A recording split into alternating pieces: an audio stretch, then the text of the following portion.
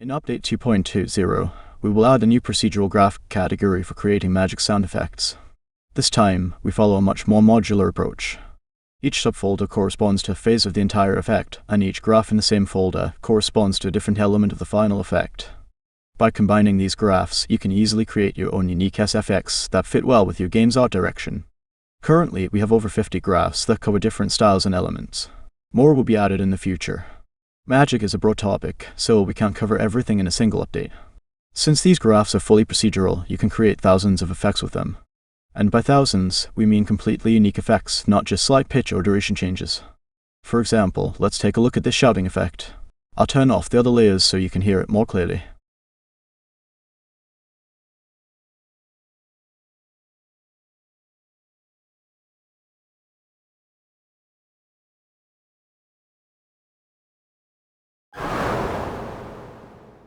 You might wonder why it sounds like that when the graph name is Crystal Chime.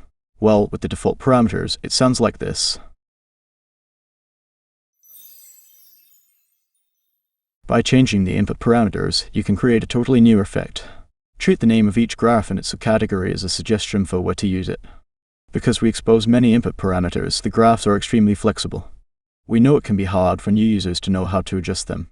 So to make things simpler, we keep the names of common parameters consistent across all graphs. Once you get a rough idea of what they do in one graph, you can easily adjust them in other graphs. The main focus of this video is to explain these common parameters. Let's start with a blank graph. One graph we use a lot is Magic Fade Generic, so I'll use it to explain some common parameters.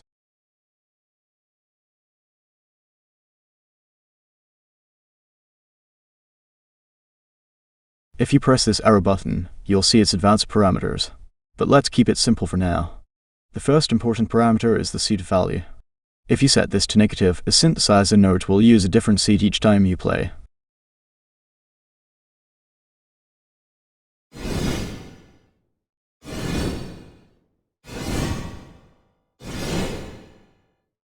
Just by changing the seed value, you can effortlessly get new variations. By default, we set it to a non-negative value to keep the original intention of the effect. The next parameter is global gain, which is self-explanatory. Because a graph can have several layers, we always include a global gain parameter to adjust overall loudness easily.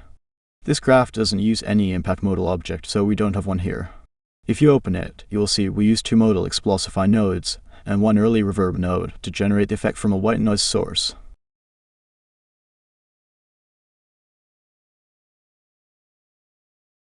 The number of modal parameters controls how many modals these nodes generate.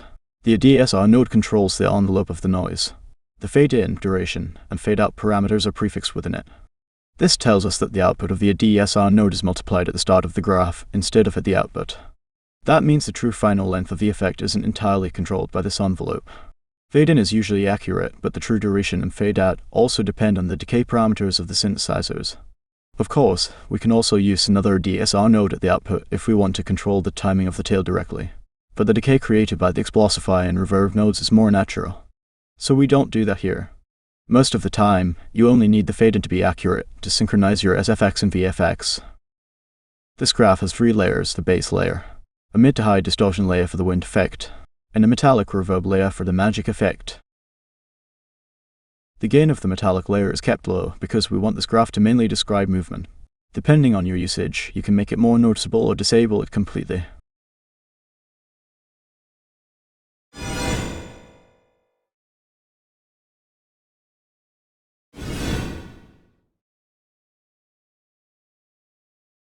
Any parameter with decay min in its name affects the tail of the output. Higher values will make the tail shorter.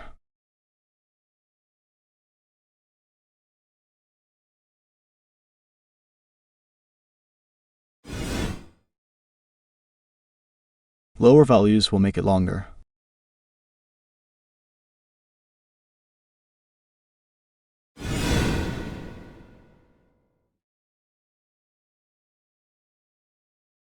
The three parameters frequency spread, Fmin, and Fmax have a major effect on the sound.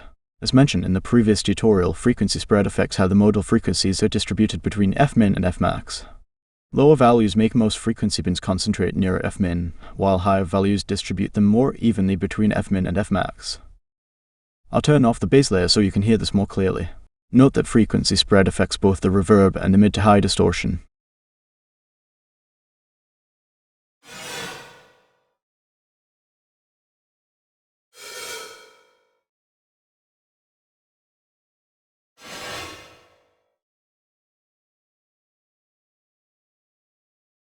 Normally, we don't expose the frequency spread of the node used for the bass layer because it doesn't have much effect when Fmax is below 500 Hz. While this graph itself doesn't sound very interesting alone, it plays a major role in connecting other effects. For example, let's look at a simple projectile cast graph. We include example graphs here to show you how to create a complete effect. There are more examples, but I'll talk about those later.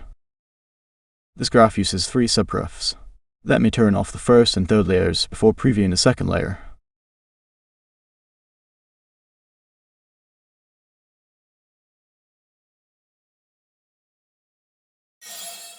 The parameters here have the same meaning as in the previous graph. It also contains other important parameters I'll discuss later. It sounds fine when played alone. Now let's play a cast graph after it to describe the casting effect. You can feel it lacks movement and the weight of the animation. Basically, these 2 graphs are mainly for the visual particle effects of the spell. To describe the character animation, you need the first layer.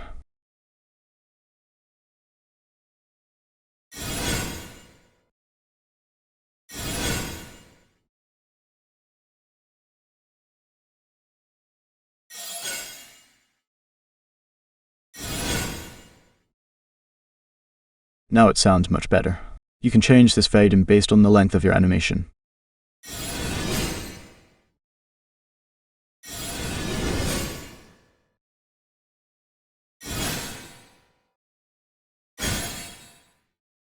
You can see they merge well with each other regardless of the fade-in values. This seems simple, but if these layers were pre-recorded audio samples, changing the timing would not be easy. A procedural approach allows us to change any parameter on the fly and speeds up the development process. Okay, let's get back to our blank graph. I'll replace this with the fully charged graph.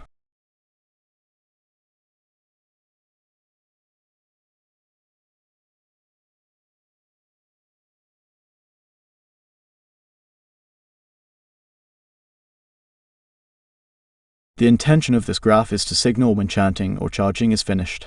In the previous example, we didn't have a chanting phase, so this graph is just a riser to notify the start of a casting animation. This graph uses an impact modal object to create a more unique effect. Again, by changing the C value, you'll get different variations.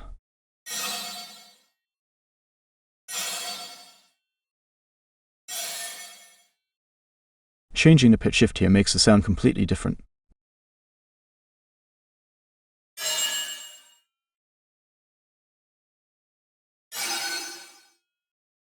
This is due to the modal explosify node, which is controlled by these parameters.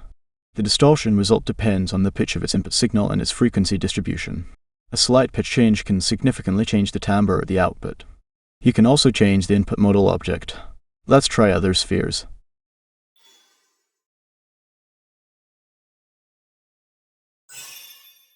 When changing the modal object, sometimes the loudness differs too much.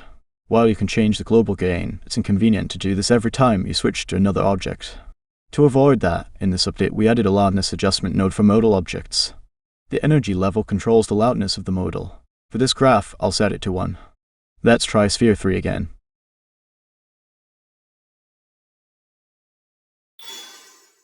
Now without the loudness adjustment node.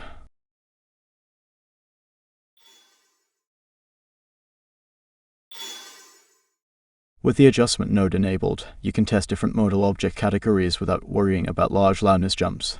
It is a cheap and convenient node.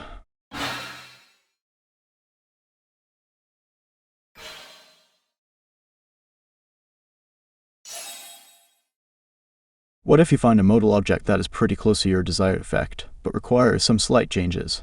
Or you might want to create variations so you can use the object in different contexts. In this update, we added many utility nodes to allow greater modal object customization. For an exhaustive list, please view the documentation.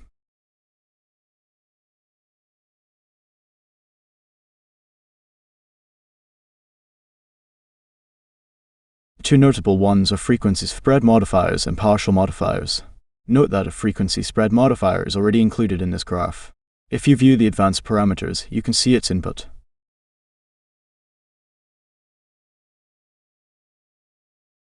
The idea behind the frequency spread modifier is to change timbre without changing the F0.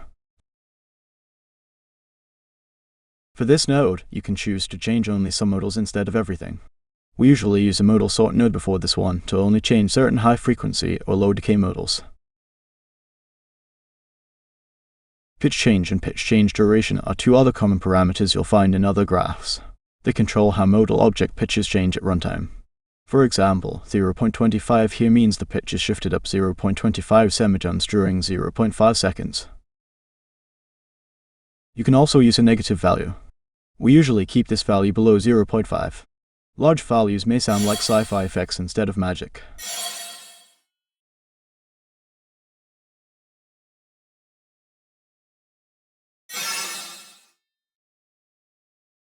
In other graphs, you might see pitch change start and pitch change end instead.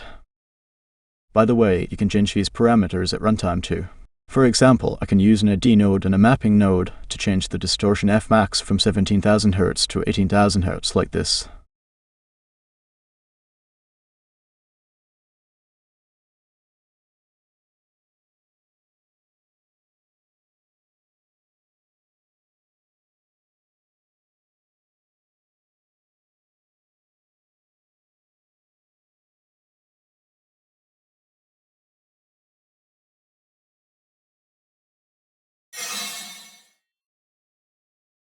Now you have a different kind of effect.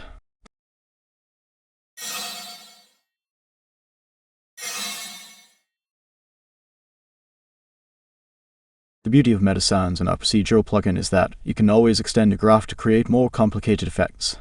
We don't have enough time to cover all of the new graphs and their unique parameters, but you can view the examples to see how we adjust and combine them.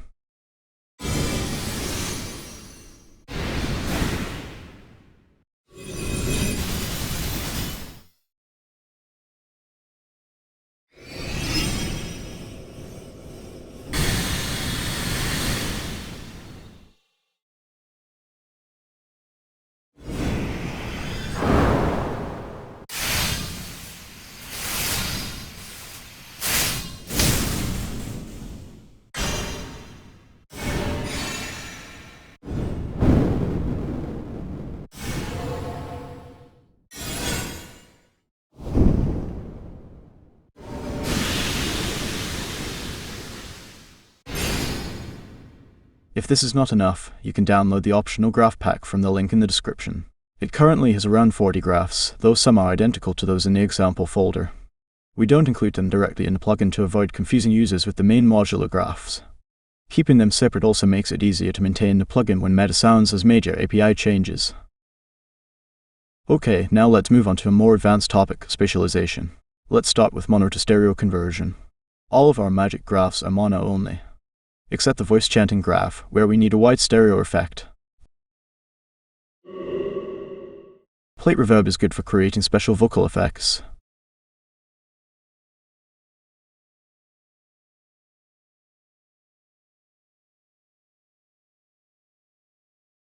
If you want your final effect to be stereo, you can use our mono to stereo graph. This graph uses two early reflection nodes to simulate stereo in a real physical space.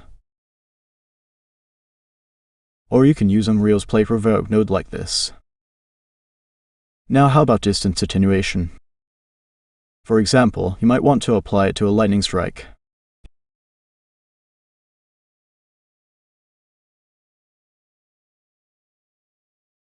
You can do that through sound attenuation, though the quality isn't always great. For a better result, you can use our modal spatial interface in the early reflection HRTF node. Remember to enable source override in your project settings to use this interface.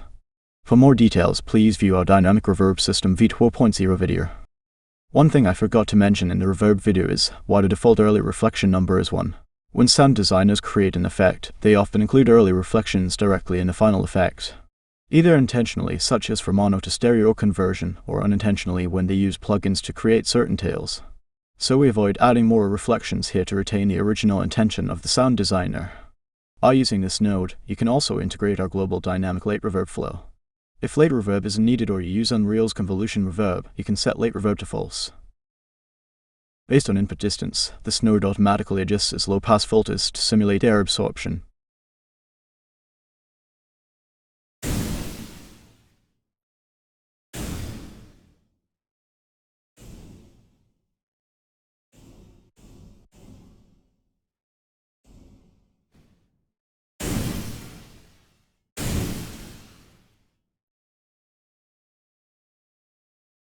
For projectiles that don't move very fast and that have their own sound, like fireballs, you usually want to replicate a pass by effect so it feels real when a projectile passes the listener.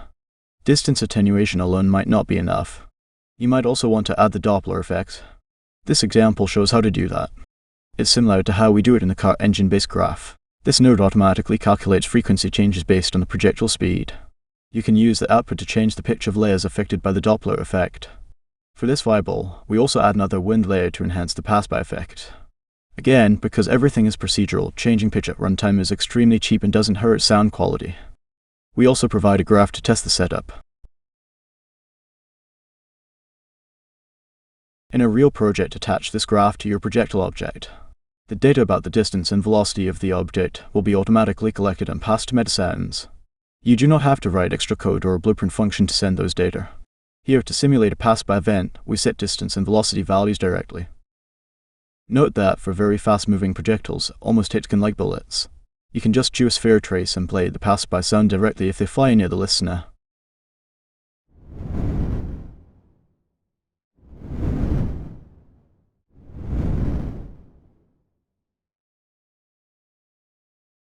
Now let's discuss about the performance. While making these graphs more modular improves customization, it also adds redundancy. You'll see many graphs use similar settings for modal explosify and diffuser nodes. For example, let's dive into this throwing lightning spear graph. This one looks simple, but it has the highest cost because it simulates distance attenuation. This, and this each have 2 explosify nodes and 1 diffuser node. So in total 6 explosify nodes and 3 diffuser nodes. If we manually merge them into a single large graph, we only need 2 explosify nodes and 1 diffuser node. That dramatically reduces CPU and memory costs. By making things modular, we sacrifice performance for ease of use and customization. When you play everything at once, you can see that the cost is a bit high.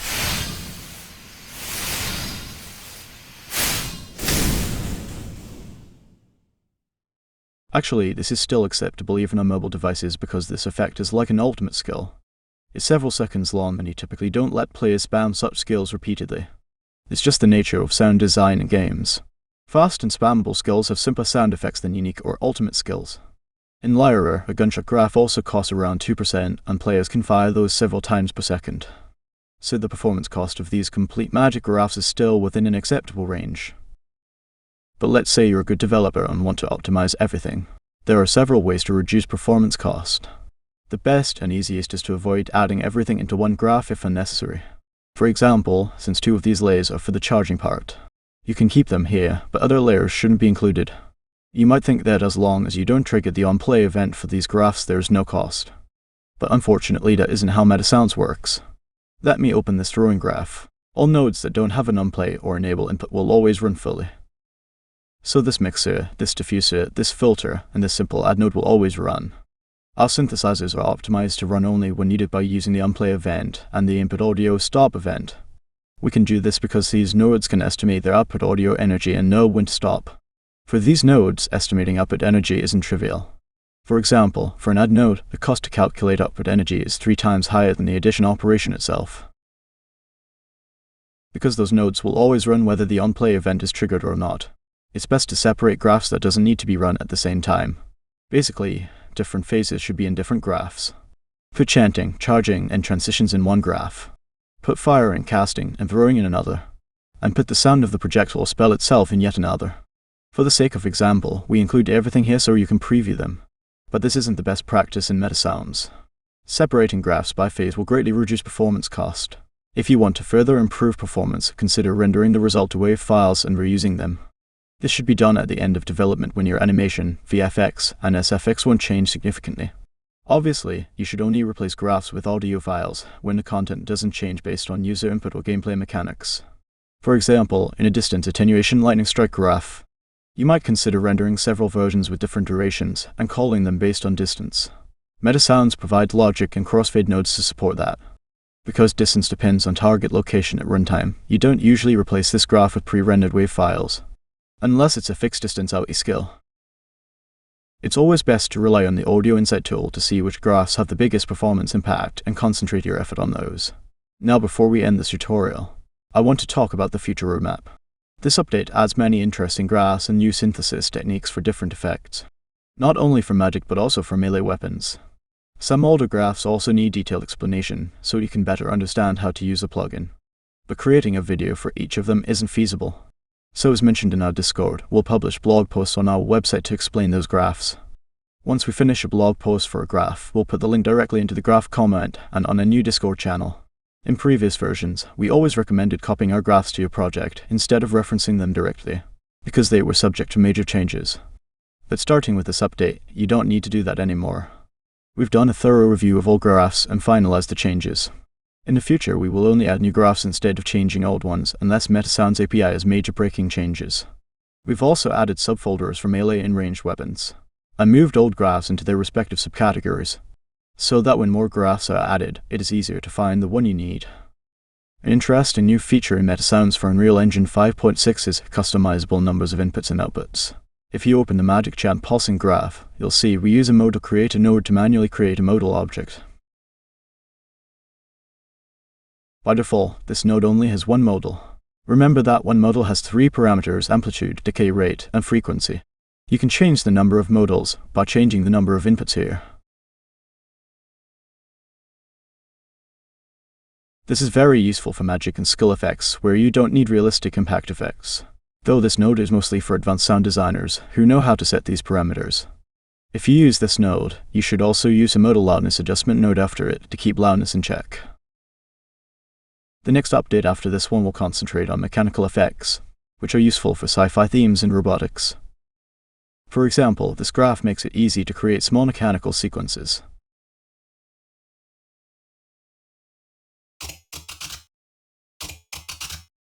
You can see how we use it for gun reloading sounds.